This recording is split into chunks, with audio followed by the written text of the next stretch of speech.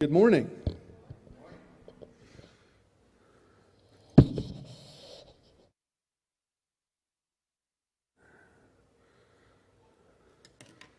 I was thinking this morning about that movie, God is Not Dead. God is not dead. When we read through the Word, it's amazing the praises and the characteristics that the Word calls out about God and about Jesus Christ. The Bible tells us He is our Redeemer.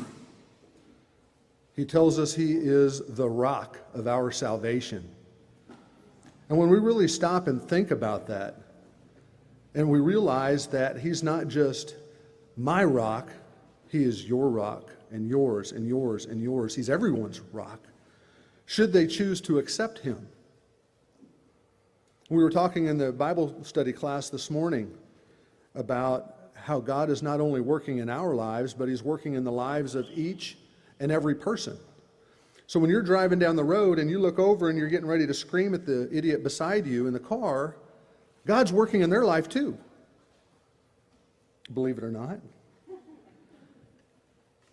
And I know that I, for instance, get very frustrated with different people at different times.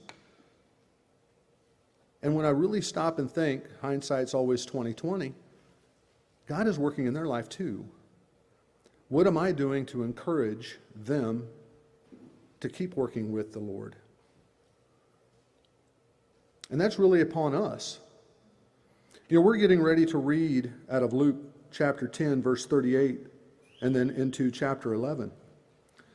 And if you remember, I think it was in chapter 9, or the first part, I think it was in the end of chapter 9, it said that Jesus had resolutely set about to go to Jerusalem for what was prepared to happen to Him at that time, which we all know is the crucifixion. So Jesus had a lot of things on His mind. I mean, He knows that He is going to die for us. He knows that. And that was kind of like the turning point in His journey here on this earth, that He finally resolutely set to go to Jerusalem to die for us. And while He's got this going on in His mind, He is still stopping along His journey to be a blessing to people along the way. And we think, oh my goodness, our life is so hectic, it's so chaotic.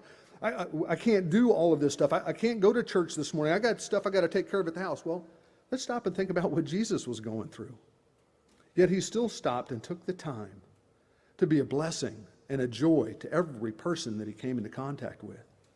Man, that's just amazing to think about. What an example to us.